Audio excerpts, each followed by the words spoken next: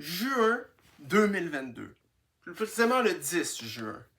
Ça, c'est la date de la sortie de la première anthologie de BTS, Proof, avec comme nouvelle chanson Yet to Come, For Youth et d'autres, même si la majorité, c'est leur meilleur succès vu que c'est le principe d'une anthologie. Pourquoi je vous parle de ça? C'est parce que c'est le dernier vrai album que nous avons eu de BTS depuis 3 ans et demi. Bon, c'est sûr, on a eu Take Two pour les 10 ans, et chaque membre a au moins fait un album solo entre 2022 et 2025. J-Hope a fait Charm of Hope, Up on the Street et Jack in the Box. Jimin a fait Face et Muse avec Who, ma préférée de tous. Jin a fait Echo et excusez-moi, Echo et Happy. RM a fait Right Place Wrong Person et Indigo. Jungkook a fait Golden. Bon, je sais, il y a une Trix aussi qui a fait Golden, mais là, je parle d'album. V qui a fait Layover et Suga qui a fait D-Day. Mais tout ça, c'est des solos. Majoritairement, bon, il y a quelques chansons en duo, mais disons que la majorité du temps, on était sur des solos et on n'avait pas eu tout BTS ensemble. Et dernièrement, je crois que c'était quelque part en septembre, non, c'était un peu avant. Mais bref, à peu près au milieu de 2025, grande nouvelle, toutes les BTS sont sortis de l'armée. Attends. Ah oui, je me suis fourré. En fait, c'est fin 2024 que les derniers membres... En fait, c'est même proche de ma fête. Proche de ma fête, toutes les BTS sont sortis de l'armée. Évidemment, qui dit sort de l'armée, on peut se dire album tout de suite, mais calmez-vous. Calmez-vous. Parce que simplement, on a eu... ils ont droit à une pause, hein, parce que littéralement, ils ont sorti de l'armée, ils vont pas tout de suite sortir un album dès qu'ils sortent. Calmez-vous.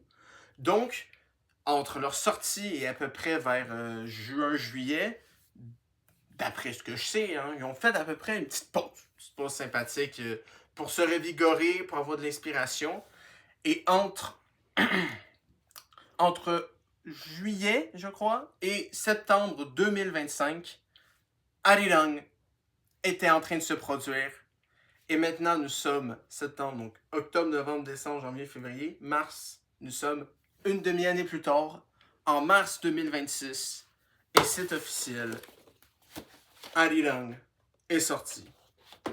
Yo les boys et les girls, c'est Shibal entouré de BTS et même habillé de BTS pour, je crois, la 25e critique, hein, déjà. J'espère qu'on me fourrer. Non, je ne me fourre pas. Non, c'est bon. 25e critique, et donc, on est rendu au corps de la centaine. Donc, on va faire quelque chose, évidemment, de spécial. Et ce truc spécial, c'est évidemment le dernier album de BTS, le dernier full album, le 5e album complet. Donc, ça veut dire, c'est pas des anciennes chansons, c'est pas juste 2-3 tonnes, c'est un vrai gros album de 14 chansons, totalement nouvelles. Et voilà. Et ce que je vous dis, vous avez remarqué dans la critique, dans la miniature, pardon, ça va être une triple critique. Tout en lien évidemment avec Arirang, mais pas juste l'album en soi, les chansons. Je ne vais pas juste vous parler des chansons, puisque c'est BTS, on va rentrer vraiment dans le gros du sujet. On va aussi parler de l'album en tant qu'objet physique, hein, que j'ai littéralement reçu aujourd'hui. Des chansons, bon ça c'est évident, mais aussi du show. Donc BTS de Comeback Arirang, qui ont fait le 21, mais que j'ai vu le 24, mais bon. Et le documentaire BTS The Return, qui est sorti une semaine après, donc le 27, vu que c'est sorti le 20. Mais pour commencer, critiquons l'album en tant qu'objet. Donc l'album physique comme ça. Bon, la boîte en soi, très sobre. Hein, c'est vraiment juste le logo d'Arirang. Apparemment, ça veut dire Arirang, un rond, 2 lignes, puis un H sur le côté. Mais bref. Donc, à l'intérieur, bon, là, il n'y a plus rien parce que j'ai tout dégagé. Justement, bon, il y a le DVD que j'ai pas dégagé, mais bon, c'est une des seules choses qui est restée dedans. Parce que juste à côté, j'ai toutes les images. Bon, il y a un énorme poster que, ce que vous avez vu sur la miniature, hein, c'est un énorme poster. Et quelques photocards, mais bon, ça, vous découvrez-le par vous-même si vous avez acheté le même album que moi. Moi, j'ai pris, ma mère a pris la version la plus grosse possible. Et donc, il y a beaucoup de posters. Quand je dis beaucoup, c'est qu'on a 14 photocards. 1, 2, 3, 4, 5, 6, 7, à peu près 7, 8 collants. Le gros poster, je vous ai dit, plus 3 fois 7 de chaque membre en solo. Donc déjà là, ça fait 21. Plus 4 autres. Donc on est sur 25 posters. Vous avez déjà vu ma chambre de multiples fois. Vous savez que j'ai pas la place pour mettre ça. Mais je vais quand même vous les montrer. Donc j'espère que vous savez qui est BTS, hein, sinon je sais pas ce que vous branlez ici. Mais voilà, je vais donc vous montrer si par exemple vous êtes une nouvelle army et que vous ne connaissez pas encore tout le monde par cœur. Donc on a RM, Jin, Suga, J-Hope, Jimin, V et Jungkook. Et c'est ça 3 fois. Ni plus ni moins, c'est ça 3 fois. C'est merveilleux. C'est merveilleux, mais de l'autre côté, c'était 40$ à peu près. Donc en vrai, pour le nombre de posters, c'est quasiment 1$ le poster. Mais le problème, c'est que j'ai pas de place. Ni en haut, ni ici d'ailleurs. Je pense que ça se voit déjà un petit peu ici. Et vous avez vu un peu le tour de ma chambre. C'est un bordel pas possible. Je suis pas capable de trouver de la place pour ça. Je vais en chier, mais c'est pas grave. Donc pour les autres posters, ben encore là, on a tous les posters de solo. Voilà, comme ça. Avec des poses quand même un peu différentes, sinon il n'y a pas d'intérêt. J-Hope et sa classe incarnée. Hein. Faut croire. Bon, là, ils sont attachés à. Bon, là, je suis pas capable de le prendre, mais j'ai une mèche de con, mais lui aussi. La mèche Superman. Hein. Donc, on voit le style. Sur ces photos-là, ils sont pas cute. Ils sont stylés. On peut pas dire qu'ils sont sexy ou cute, ils sont stylés. En plus, c'est en noir et blanc, donc c'est sûr que ça augmente la classe. Jungkook sur celle-là, bro, c'est fou. Ah, c'est fou, bro. Ils sont tellement tous beaux gosses. Non, mais c'est. Tu sais, je sais pas si vous connaissez l'échelle de Kinsey. C'est en sexologie. Donc, j'ai vu un film justement sur Kinsey, qui est un. Comme on dit, un révolutionnaire de la sexologie, un pionnier de la sexologie du 20e siècle, et qui a fait une échelle de 0 à 7 d'à quel point quelqu'un est hétéro ou gay. Donc, 0, t'es fuck all gay, 7, t'es fuck all hétéro, puis entre tout ça, il y a une nuance. Et moi, je vous le dis, je suis hétéro, mais je suis pas à 0. Moi, je dirais que je suis à 1. Pourquoi je suis à 1? Pas parce que j'aime particulièrement... Et si j'ai jamais cruisé, je ne cruiserai jamais de mecs. Mais je suis capable de pleinement assumer le fait que des mecs, ça peut être extrêmement beau gosse, plus que moi. Faut le faire, mais ça existe. Et je vous dis, j'ai d'autres preuves, hein, évidemment. Hein, là, comme ça ici. Là, c'est Full Body. Une chance, ça s'appelle comme ça, les posters où on voit de haut en bas.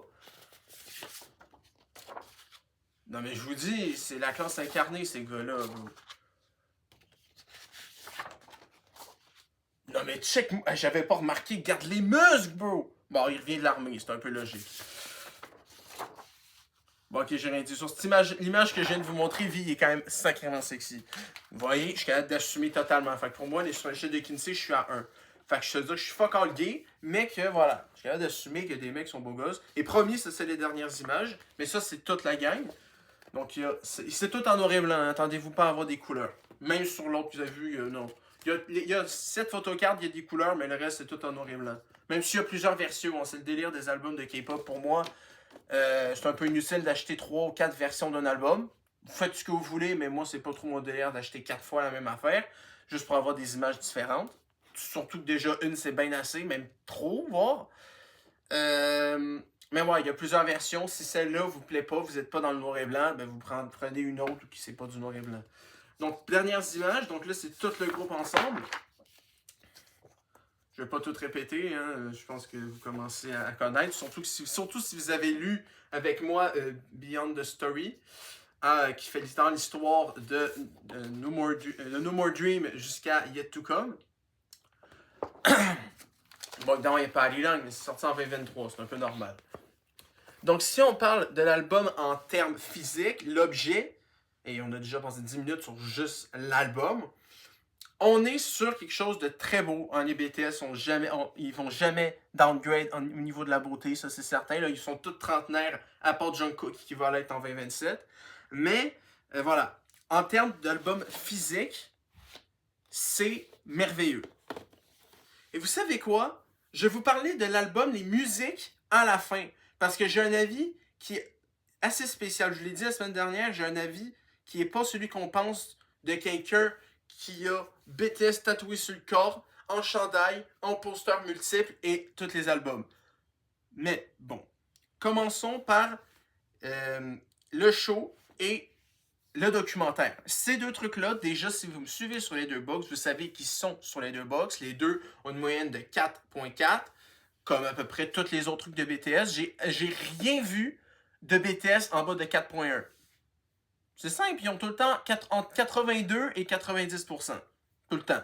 En même temps, quand tu regardes un truc de BTS, tu le mets forcément minimum. Admettons, il y a des erreurs qui te font chier minimum, vu que tu kiffes ta vie, le groupe, tu mets minimum 4. Tu peux pas mettre en bas de 4 quand t'es un army. Et si t'es pas un army, je sais pas qu'est-ce que tu branles à le regarder. Donc c'est pour ça. C'est pas juste BTS. Moi, c'est parce que j'en ai regardé plein. Mais tous les autres groupes de K-pop, ou même les stars anglophones, bon, francophones, je pense pas. Mais anglophones, en tout cas, genre, je sais pas moi, les Gaga, The Weeknd, Ariana Grande, Lipa, vous voyez le genre. Ils ont toutes des estimes de grosses moyennes, mais c'est juste que BTS en particulier, parce que c'est le gros band K-pop qui existe. C'est le plus gros, il n'y en a pas d'autres. C'est les rois. Dans une de mes critiques, je commence littéralement par The Return of the Kings. Faut pas mélanger avec le dernier volet de Lord of the Ring, mais désolé, mais c'est les rois. Ben, si Blackpink sont les reines, BTS sont les rois. Et admettons TXT et Stray Kids, c'est peut-être les valets et les princes. Admettons, si on veut faire des métaphores, et ce serait qui les... En vrai, les princesses, ça serait peut-être Twice. Mais bon, je m'égare. Le spectacle en soi. Donc évidemment, le spectacle, on a majoritairement des chansons de l'album.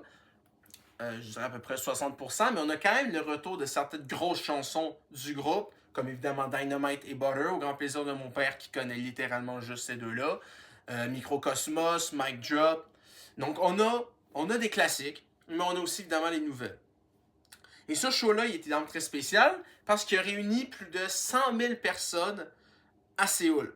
Et j'imagine les gens, je me mets des fois un peu, pas tant, parce que bon, mais des fois, je me mets à la place de ceux qui vivent à Séoul ou juste en Corée en général, ou genre justement dans soit Séoul ou une ville où les BTS ont vécu, comme Busan ou Gwangju, ou il y en a un autre, j'ai sous le bout de la langue, mais bref, une ville où les BTS ont vécu. Si t'es pas fan de BTS, c'est impossible que tu les connaisses pas. En Corée du Sud, tout le monde connaît BTS. Au moins de nom. Sans reconnaître tout le monde, tu reconnais au moins c'est qui BTS. Mais il y a des gens en Corée du Sud qui n'aiment pas BTS. Il faut pas penser que par quelqu'un est coréen qui aime forcément la K-pop et BTS. C'est sûr que ça fait étrange, mais ça existe.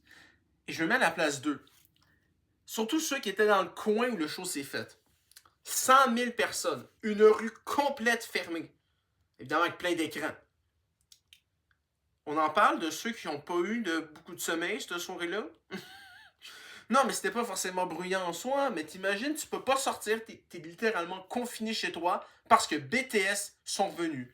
Et toi, tu t'en fous. Mettez-vous un peu à leur place quand même. C'est quand même fou que autant de choses se soient fermées pendant une soirée pour un groupe. Enfin, un. C'est quand même une dinguerie, faut le dire. Mais bon, pour le show en soi, quelque chose à savoir. Irene s'est blessé. Déjà, ça, on doit dire, ça part mal, il y a une tournée à faire. Et la tournée, on va en reparler aussi. Hein. Enfin, non, tu sais quoi, on va en parler tout de suite. J'ai pas eu les billets pour les shows à Toronto.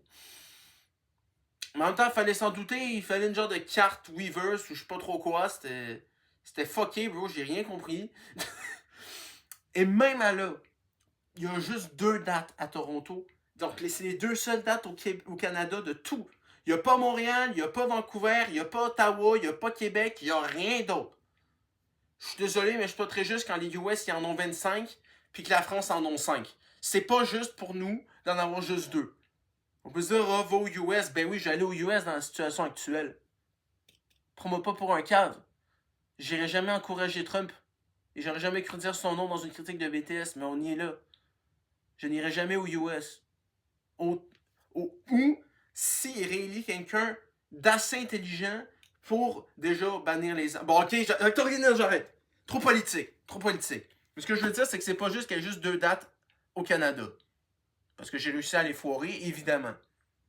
Mais c'est déjà bien qu'ils viennent au Canada, mais moi, j'en ferai pas partie. Mais bref. Donc, il y a une tournée et RM est blessé. Enfin, il est pas genre, il a pas une jambe cassée, mais il s'est défoncé une cheville.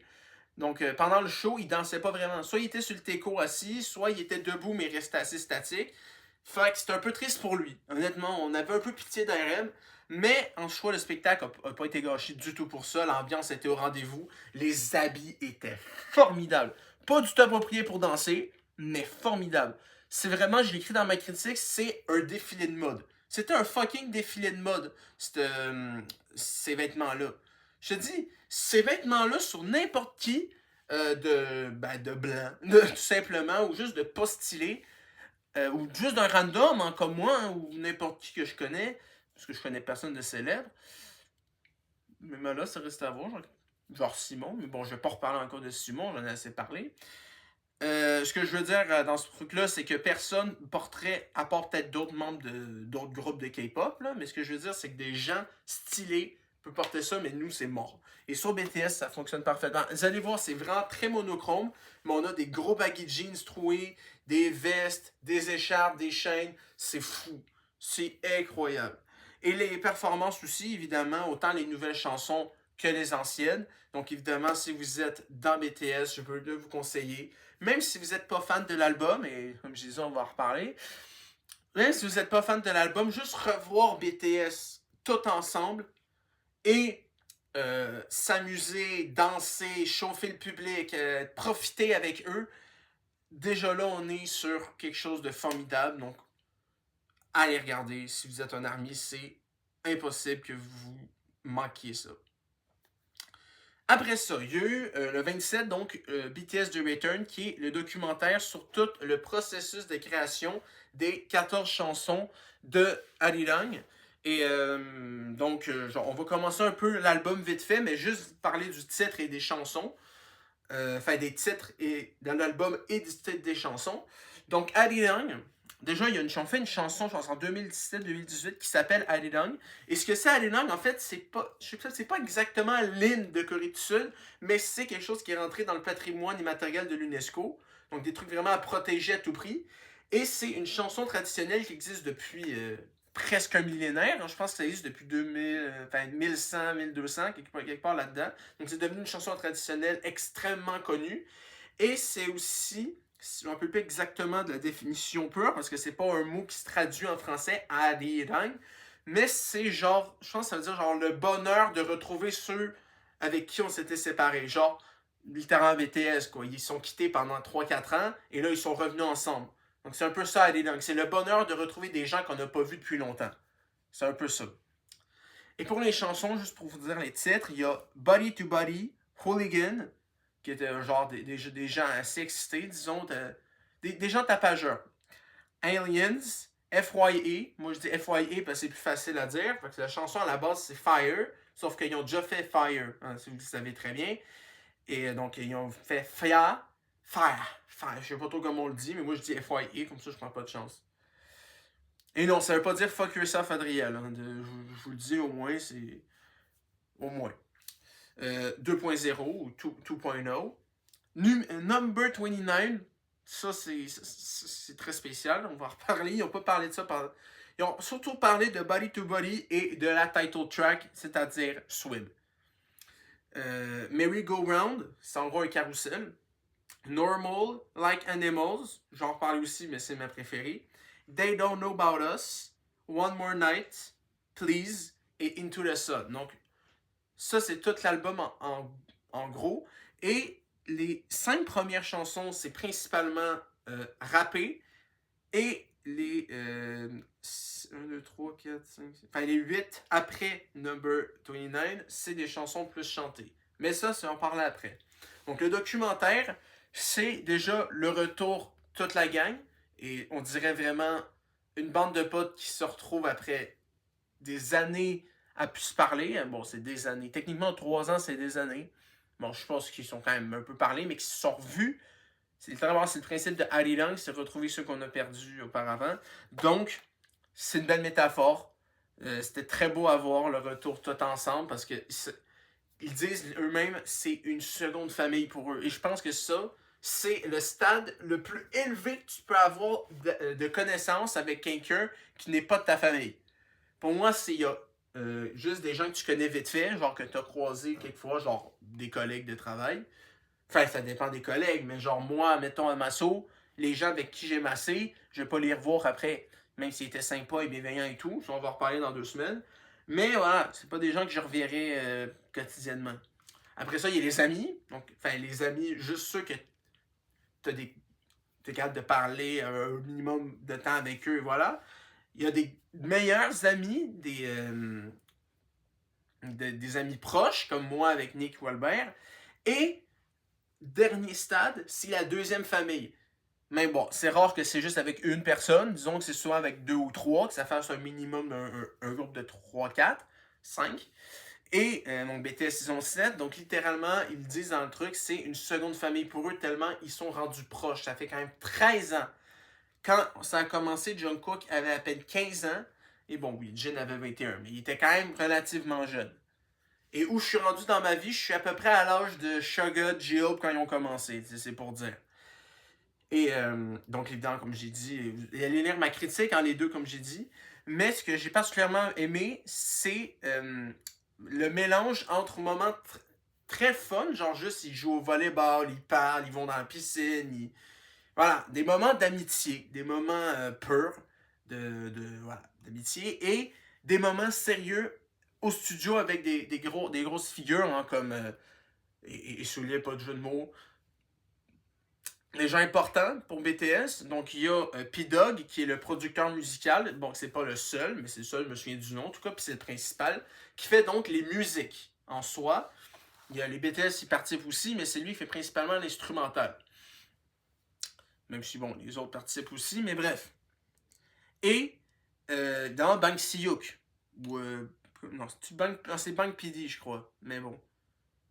Disons que PD, c'est pas la meilleure initiale que. C'est pas l'initiale que j'aime le plus, disons. Donc, on va rester sur Bang Si-Hyuk, donc le CEO de Big Hit, hein, le chef du label. Donc, évidemment, plein de consultations. On peut se dire, ah, c'est sérieux, ça doit être plate, mais pendant qu'on écoute les premières versions, surtout, comme j'ai dit, de Body to Body, qui est la première chanson de l'album où il y a justement un sample de Arirang, et Swim, qui est la title track. Donc, c'est principalement sur ces deux chansons-là qu'on va entendre parler dans le documentaire. Donc, si vous êtes fan d'autres chansons, c'est pas avec ce documentaire-là que vous allez en apprendre plus sur ces chansons-là précisément, même si c'est assez général. Donc, on a la title track, comment ils vont c'est quoi la DA, c'est quoi la direction artistique de l'album, hein, que ce soit à quoi ressemble l'album, à quoi vont ressembler les photos, hein, c'est ce que je vous ai montré tantôt. Donc, tout ça, ça a été fait en 3 mois, 2, 3 mois, non, 2 mois. Pendant 2 mois à LA, aux États-Unis, donc, oui, bon, US, qu'est-ce que je vous dis? Merci d'avoir accueilli BTS pendant ces 2 mois-là. Donc, ils ont créé 14 chansons. C'est quand même merveilleux. Et donc, le documentaire en soi, évidemment, est très intéressant. Juste une petite chose, Netflix, évidemment, moi, j'ai écouté autant l'album que le show en coréen sous-titre français. Et pour le show, t'avais pas le choix. Mais pour le documentaire, il y a une option avec doublage français. Ne le faites pas. J'ai écouté 15 secondes de doublage français. C'est un désastre. Ils ont massacré les voix de BTS. Donc regardez-le en original, dans la langue que vous préférez. Anglais, français, n'importe laquelle. Vous êtes fluide en coréen. Regardez son sous-titre. Vous allez tout comprendre, c'est sûr. Donc, autant le documentaire que le show, je lui donne évidemment une note parfaite parce que je ne peux pas ne pas donner une note parfaite à BTS au niveau d'un show ou de documentaire. Par contre, au niveau d'un album, je peux me permettre de ne pas mettre 5. Enfin, ça dépend si on parle de l'album en soi. Les trucs physiques, là, oui. Enfin, est-ce qu'on peut vraiment noter des images? En soi, les images sont comme ils sont. Puis bon, on savait à quoi s'attendre dans un album de BTS, donc je peux pas vraiment donner de note à l'album en tant qu'objet physique. Mais bon, voilà. Donc, documentaire et show, 5 sur 5. Mais sur l'album, j'ai quelque chose de spécial. Donc, comme je vous ai dit, les 4, même 5 premières chansons, même si tous les membres chantent, c'est le principe d'un groupe, c'est principalement du rap. Donc, évidemment, RM, Suga et V sont ceux qui chantent le plus sur ces chansons-là. Même si en général, c'est Jungkook, parce que Jungkook, c'est le main singer, le chanteur principal. Donc, évidemment que c'est lui qui chante le plus. Mais sur les 5 premières chansons, ça change un peu, mais c'est souvent les 3 rappeurs qui chantent le plus. Donc c'est sûr, si vous êtes plus dans les chansons chantées, si vous êtes plus fan des 4 chanteurs, hein, Jin, Jimin, Jungkook ou V, c'est sûr que vous allez peut-être pas les reconnaître, vous allez peut-être vous dire c'est étrange. Mais justement, dans les 2 critiques que j'ai écrites principalement que BTS sont revenus avec quelque chose de très, très différent de ce qu'on s'attendait à. Quelque chose de très expérimental, brutal, direct, vrai. Des choses qu'on n'a pas vraiment eu de... Ben, vrai, oui, mais toutes les autres, on n'a pas vraiment eu du BTS, genre vraiment du arch. Vraiment des beats vraiment étranges. Admettons One More Night, le début, ça commence un peu comme une musique de Street Fighter. Et je crois que c'est Hooligan. Ouais. Et il y a Body to Body, comme j'ai dit, qui a à la fin un sample de la chanson Alilang. Et il y a Hooligan qui commence en grichant. La tune a bug. Littéralement. Donc on a un gros bug pendant genre, je sais pas, peut-être 10 secondes. 15, même 20 secondes, je pense. Mais après, la chanson elle commence, puis watch this, keep going, Hooligan. Donc vraiment, c'est fou. Et il y en a d'autres qui sont un peu plus normales. En Swim, disons, c'est la title track, mais c'est une title track tranquille. Parce qu'on prend la majorité des autres chansons, qui sont la chanson principale des albums, surtout des gros albums. Le dernier gros album avant lui, c'était B, il y a 6 ans. Peut-être 5 ans et demi, mais voilà. Vous voyez le genre. Excusez-moi. Et c'est une chanson, la première fois que je l'ai écoutée, il y a le MV si vous voulez le voir, j'étais perturbé. Je me suis dit, qu'est-ce que c'est que ça? Et j'étais pas censé vouloir me dire ça pour un album de BTS. Moi, j'étais censé me dire, oh, c'est qui est bonne, meilleure chanson de l'année. Mais je sais pas si vous avez vu mon classement de l'année dernière, mais c'est pas BTS, c'est ni J-Hope ni Jin qui a eu la première place l'an dernier, c'est la chanson de Dr. Stone. Il y a 2 ans, il y a 3 ans, oui, c'était évidemment Who et Tweety, mais l'an dernier, c'était pas BTS qui était top 1.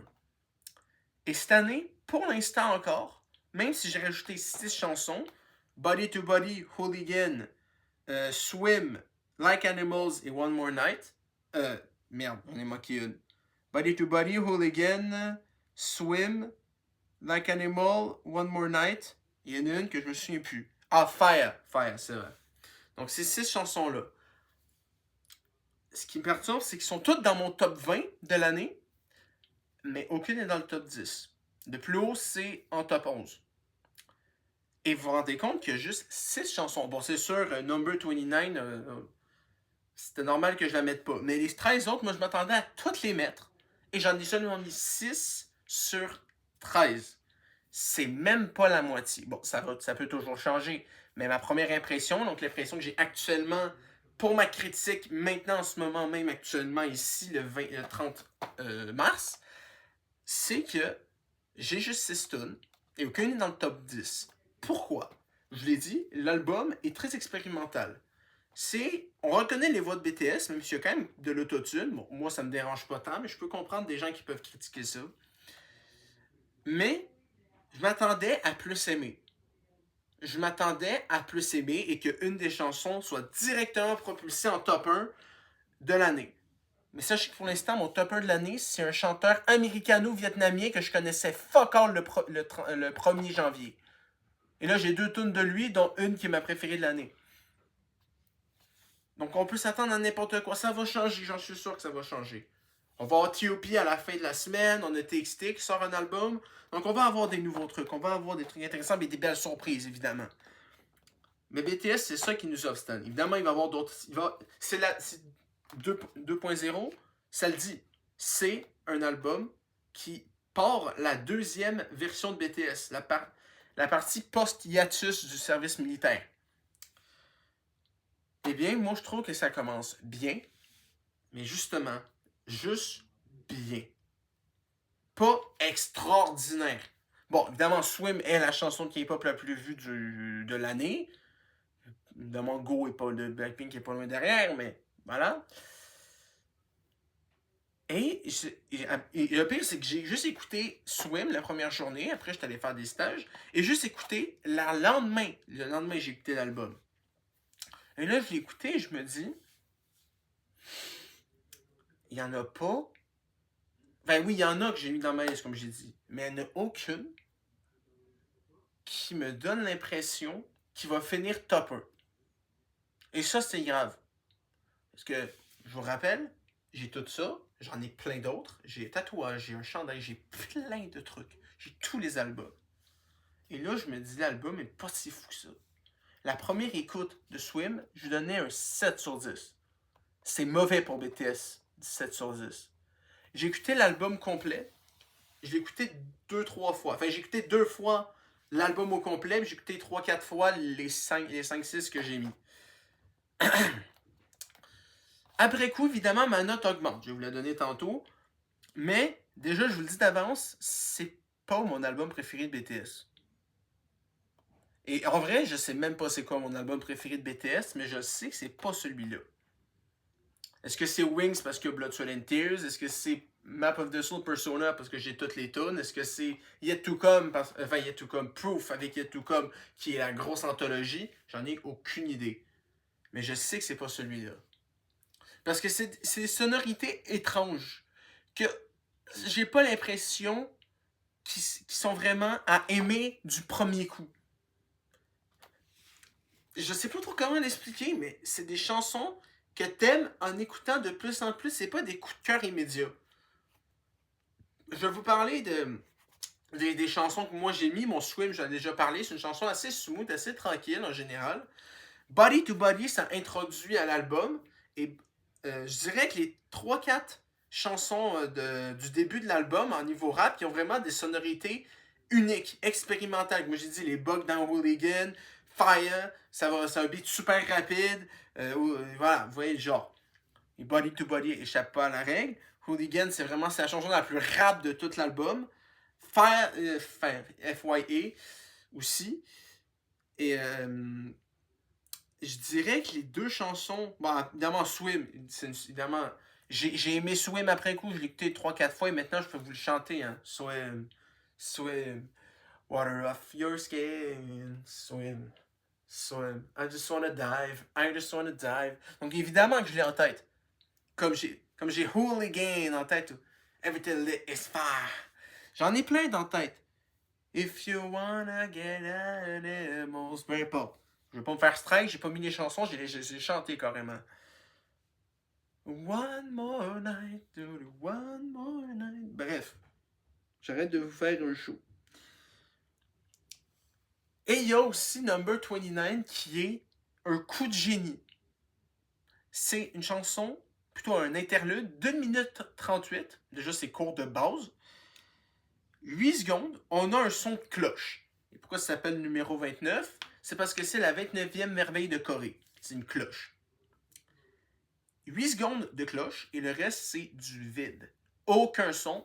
Et actuellement, Billboard, évidemment, les 14 chansons sont les 14 premiers, incluant Number 29. Donc, on se rend compte déjà qu'il y a 3 chansons de BTS qui sont en dessous de Number 29, qui est du vide, je rappelle. Franchement, il aurait pu combler avec d'autres sons de cloche. Ça aurait été un peu emmerdant, mais moins que du vide. Mais bon, comme j'ai dit, c'est un peu un coup de génie aussi. C'est sûr que ça allait faire réagir du monde. Mais moi, je pense pas aux autres tonnes en bas. Parce que je sais qu'il est top 11 Swim. Non, pas Swim, évidemment, il est top 1. Mais Number 29 est top 11. Donc oui, il y a 3 chansons de BTS qui sont en dessous, mais je pense aux autres chanteurs. Je pense aux autres chanteurs qui sont dans le groupe. Bon, moi, je m'en fous, mais qui sont en dessous d'une chanson avec du vide comme chanson, comme interlude. Il n'y a rien. Il y a 8 secondes de cloche. C'est un coup de génie. C'est littéralement comment humilier tout le monde. Mais tout en gentillesse, en bienveillance, hein, ça reste BTS. Mais ça reste un peu une humiliation au final. Et c'est génial. Évidemment, je ne l'ai pas mis dans ma liste, je suis pas calme, je mets rien en bas de 2 minutes. À part Taekwondo Magic Orchestra, je mets rien en bas. Rien qui n'a pas de parole. Et surtout, quand j'ai entendu la tune, je me dis, c'est une joke, bro. Je pensais que ma télé crachait avec Hooligan et je pensais que ma télé crachait aussi avec Number 29. L'autre parce que ça buguait, l'autre parce qu'il n'y avait plus de son. Je pensais que j'avais mis à mute. Je l'ai mis à mute, je l'ai remis, il n'y avait toujours rien. Mais bon, bref. Mais ça sert pas à rien, ce Number 29-là, parce que ça sépare les 5 premiers des 8 derniers. Parce que les 5 premiers, comme j'ai dit, c'est des chansons beaucoup plus rap. Et les 8 autres, c'est des chansons plus pop. Ou en tout cas, plus. Où on entend plus les 4 chanteurs que les 3 rappeurs. Donc, dépendant de votre style, vous allez plus aimer la première ou la seconde moitié. Dans mon cas, j'en ai 3 de chacun. J'ai Body to Body, Hooligan et Fire de la première partie. Et Swim, One More Night et Like Animals de la deuxième. Donc, moi, je trouve que c'est assez égal. Mais c'est sûr que pour certains, vous pouvez trouver votre préférence. Avant de donner ma note, je vais juste vous parler un peu de ma chanson préférée de l'album, hein, qui est top 11 actuellement et qui pourrait peut-être être dans le top 10 prochainement. Même si Hooligan a, comme je l'ai répété souvent, un beat vraiment rap traditionnel, ou que le Swim est très reposant, qui est un retour osé, mais qui fonctionne quand même bien. Il ne faut pas commencer tout de suite, même si bon, c'est un peu ça. Ma préférée, c'est Like Animals, qui est une chanson un peu oubliée, hein, parce que tout le monde pense à Body to Body, Hooligan, Fire. Fait surtout les premières chansons. La première moitié, disons jusqu'à Swim. Jusqu'à Swim, donc la première moitié, c'est les chansons que tout le monde a déjà entendues, tout le monde connaît. Celles d'après sont un peu plus sous-cotées. Et ma préférée a fini par être Like Animals. Pourquoi? C'est difficilement explicable. Mais il y a un grichement dans le son, il y a une intensité, une profondeur de cordes vocales dans cette chanson-là que je trouve formidable. Mais j'ai l'impression que pour l'instant, ça ne mérite pas encore d'être dans le top 10, juste pour dire, c'est top 11. Mais que c'est le genre de chanson que j'écoute. J'ai écouté plusieurs fois pendant l'année. Et d'ici décembre, c'est le genre de chanson que je pense que je vais adorer. Adorer. Mais pour l'instant, je reste plutôt mitigé. Et ça, c'est très spécial pour un album de BTS que je sois mitigé. Pour l'instant, et ça paraît étrange la note que je vais vous donner, vous dire c'est pas mitigé pantoute, mais attention, je donne un 8,5 à l'album Idol de BTS. On peut dire, waouh, c'est bon 8,5. C'est très bien. C'est très bien, évidemment. C'est très bon. Mais moi, je m'attendais à tout mettre et j'en ai mis 6. Donc au final, est-ce que ça mérite plus? Bon, comme j'ai dit, le show, l'album physique en tant que tel, ou le documentaire, c'est évidemment des notes parfaites.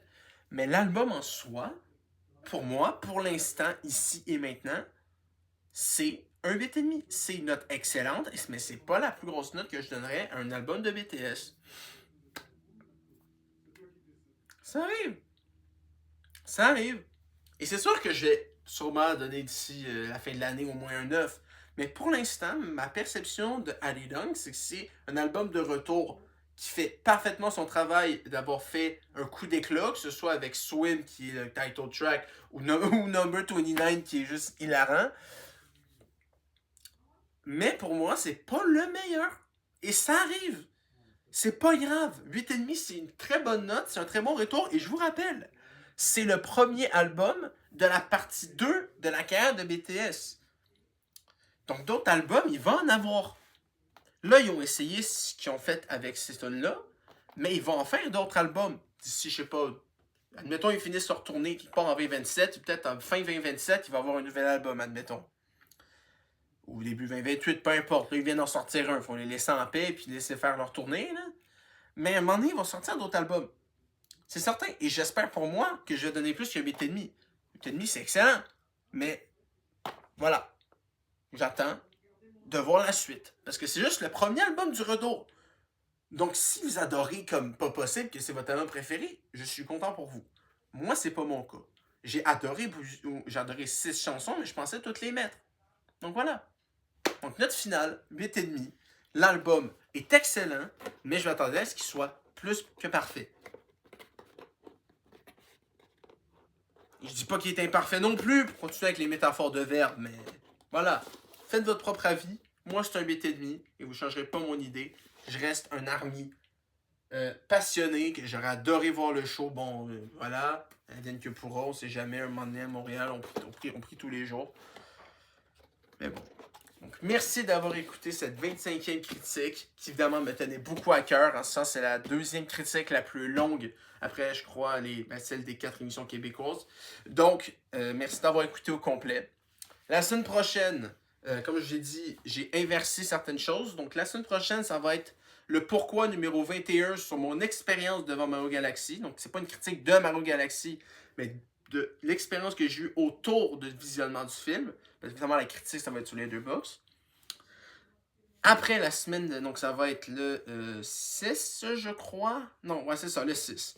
Donc le 13, après, ça va être la critique de La Voix 11 et de son album. Mais non, ça c'est quoi l'album? Ça va être c'est les 8 perfs qui ont fait hier en demi-finale, plus les 4 que les 4 finalistes vont faire en finale. Donc c'est 12 chansons. Après, ça va être un autre pourquoi, le 20, le pourquoi sur la massothérapie. Donc j'ai dit 2 semaines, mais c'est dans 3 semaines que vous allez enfin savoir ça. Il me reste juste 2 stages jeudi 2 avril et j'ai terminé. Et finalement, à la fin du mois, le 27, ça va être la critique d'un autre spectacle, le spectacle en bricolage de Zach Bull. Donc pour avril, pourquoi critique? J'espère que vous allez être là. Évidemment, ça touche à plusieurs sujets. Hein, des fois, on reste au Québec, des fois, on s'en va dans l'animation ou dans le professionnel en soi. Donc, j'espère que vous allez être présent avec moi encore en avril. J'espère que vous allez apprécier Ali Long si vous êtes un Army. En même temps, j'en suis pas mal convaincu. Si vous voulez découvrir, évidemment, c'est autant disponible en physique. Il y a plusieurs versions, soit sur H&M, je pense, ou peu importe la place que ça s'appelle.